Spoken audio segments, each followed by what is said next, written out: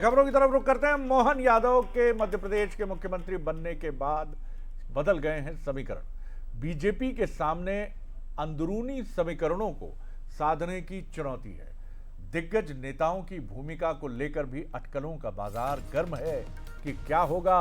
दिग्गज नेताओं का कैलाश विजयवर्गीय जी, प्रहलाद पटेल, राकेश सिंह और भी बड़े नेता विधानसभा चुनाव जिन सांसदों ने लड़ा है उनकी भूमिका को लेकर भी अटकलें हैं। पूर्व मुख्यमंत्री शिवराज सिंह चौहान की भूमिका भी मंथन के दायरे में है। कई नेताओं को केंद्र में मिल सकती है अहम जिम्मेदारी, ऐसे संकेत भी हैं। और कुछ दिग्गजों को मोहन यादव के कैबिनेट में भी क्या जगह मिलेगी और क्या वो स्वीकारेंगे भी, ये बड़े सवाल हैं। तो जानिए सबसे पहले किसकी क्या भूमिका संभव हो सकती है तमाम उन दिग्गज नेताओं की जो विधानसभा चुनाव में मध्य प्रदेश आए। जी बिल्कुल, तो देखिए किसकी क्या भूमिका संभव है वो आपको इस वक्त स्क्रीन पर आप नजर डालिए। ग्राफिक्स के जरिए आपको हम बताएंगे कि जो दिग्गज हैं उनकी भूमिका अब क्या हो सकती है। खासतौर पर मध्य प्रदेश के पूर्व मुख्यमंत्री शिवराज सिंह चौहान की अगर हम बात करें तो केंद्र में कोई बड़ी जिम्मेदारी इन्हें दी जा सकती है और संगठन में बड़ी जिम्मेदारी मिल सकती है। शिवराज सिंह चौहान, हालांकि इन्हें लेकर संकेत पहले से ही मिल रहे हैं। हाल ही में जेपी नड्डा ने भी एक इंटरव्यू के दौरान इस बात का जिक्र किया है कि हम शिवराज जी को और इसके साथ ही राजस्थान के पूर्व मुख्यमंत्री वसुंधरा राजे को बड़ी जिम्मेदारी देने वाले हैं। इसकी चर्चाएं इस वक्त तेज हो चुकी है।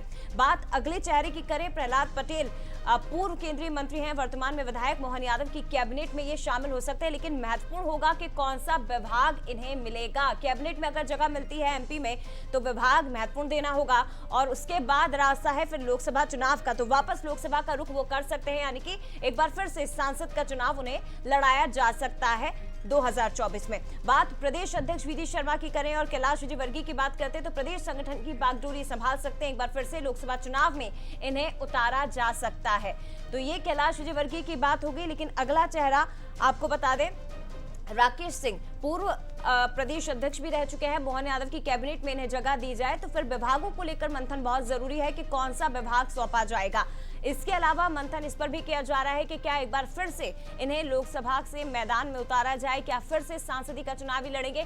इधर वी डी शर्मा की बात करें तो मिशन लोकसभा की महत्वपूर्ण जिम्मेदारी ये लगातार संभालेंगे, प्रदेश अध्यक्ष के रूप में ही जिम्मेदारी आगे भी संभालते रहेंगे। ये भी बातें निकलकर संगठन को लेकर, प्रदेश अध्यक्ष को लेकर सामने आ रही। तो देखिए मोहन यादव, लेकिन इसके साथ ही कई ऐसे दिग्गज हैं जो कि इस वक्त विधायकी का चुनाव जीतकर बैठे हैं। अब इनके रोल पर, इनकी भूमिकाओं को लेकर लगातार संशय भी बना हुआ है और मंथन भी किया जा रहा है। शरद जी बिल्कुल ठीक बात है। और सीधे हमारे साथ जुड़ रहे हैं मनोज, हमारे executive editor political affairs. Manoj, तमाम बड़ी बातें हैं। कैलाश विजयवर्गीय जी का भी एक बहुत अहम स्टेटमेंट है जिसकी तरफ अभी हम जाएंगे।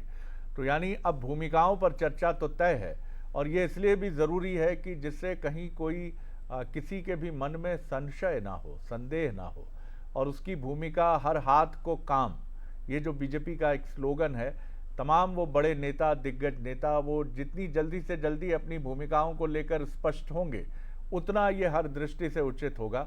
आपके पास क्या अपडेट है? जी मनोज। देखिए संरचित दिग्गजों को लेकर भारतीय जनता पार्टी ने अपनी रणनीति लगभग तैयार कर ली है और इस रणनीति के तहत जो नाम आप ले रहे हैं, चाहे कैलाश विजयवर्गीय हो या राकेश सिंह हो या प्रहलाद पटेल हो, ये सब वो है बड़े दिग्गज लीडर है, सीनियर लीडर है। तो कैलाश विजयवर्गीय के बारे में कहा जा रहा है कि खंडवा या इंदौर से हो सकता है आने वाले दिनों में जब लोकसभा के चुनाव हो तो वो उस जगह नजर आए। राकेश सिंह के बारे में लगभग तय है कि वो मंत्रिमंडल में दिखाई देने वाले हैं। इसको लेकर भी एक रणनीति भी बन गई है और तमाम सारे जो पदाधिकारी उनके बीच में चर्चा हो गई। प्रहलाद पटेल एक नई भूमिका में नजर आ सकते हैं। जहां तक बात करें मुख्यमंत्री शिवराज सिंह चौहान की, जो लंबा अरसा जिन्होंने मध्य प्रदेश में बिताया और आगे चलकर क्या तो कैबिनेट में बहुत संभावनाएं उनकी बन रही है और उसके बाद लोकसभा में भी वो दिखाई दे सकते हैं। विदिशा या भोपाल से चुनाव लड़ते नजर आ सकते हैं, जिस तरह की बातें कही जा रही। दूसरी तस्वीरें ये है कि इसके अलावा जो बाकी नए चेहरे हैं उनको लेकर भी, और 22 और 23 तारीख को बड़ी खबर आपको दे रहा हूँ, 22 और 23 तारीख को बृहद कार्य समिति होने जा रही है दिल्ली में। उसमें ये जिसमें तमाम महामंत्री, प्रदेश अध्यक्ष और सभी लोग शामिल होने वाले। तो हर स्टेट, खासकर तीनों स्टेट राजस्थान, मध्य छत्तीसगढ़ में ये तमाम तरह की भूमिकाएं दिखाई देंगी और उसको लेकर बातें कही जा रही। मैं इस वक्त उज्जैन में हूँ, महाकाल की नगरी में मोहन यादव भी पहुंचा, लेकिन एक युवा विधायक मेरे साथ जुड़े हैं, सतीश मालवीय इस समय।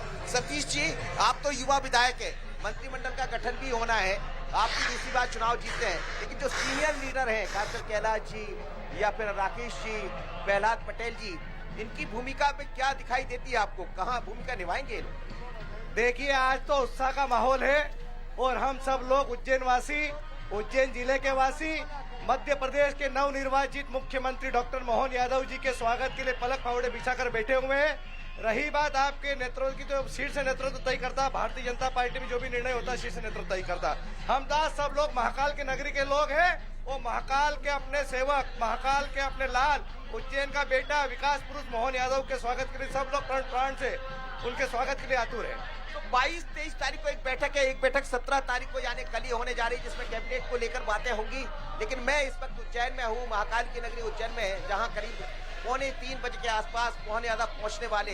यदि आप कहें शरद जी, तो एक तस्वीर मैं दिखा देता हूँ। ये टावर की तस्वीरें हैं, जो चर्चाएं चल रही वो अपनी जगह, लेकिन आज तो पूरा उज्जैन भगवा में है और देखिए खुशहाली यहाँ दिखाई दे रही है। हर एक कार्यकर्ता में जबरदस्त उत्साह है। जहां भी नजरें आप दौड़ाएंगे तो आपको नजर आ जाएंगे बड़े बड़े कटआउट, मोहन यादव। महाकाल की नगरी में मोहन यादव का स्वागत के लिए आतुर है तमाम लोग।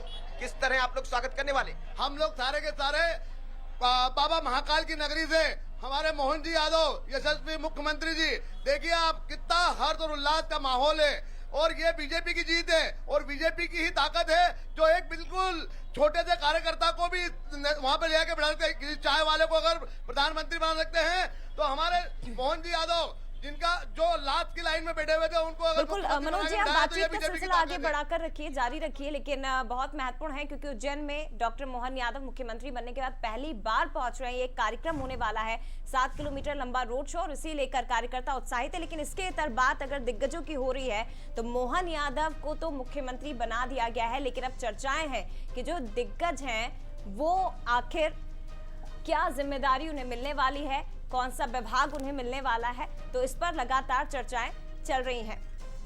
महत्वपूर्ण बात है कि आखिर क्या दायित्व और क्या जिम्मेदारी मिलेगी उन तमाम लोगों को जो दिग्गज नेता हैं। अगली खबर की तरफ हम रुख करते हैं। मध्य प्रदेश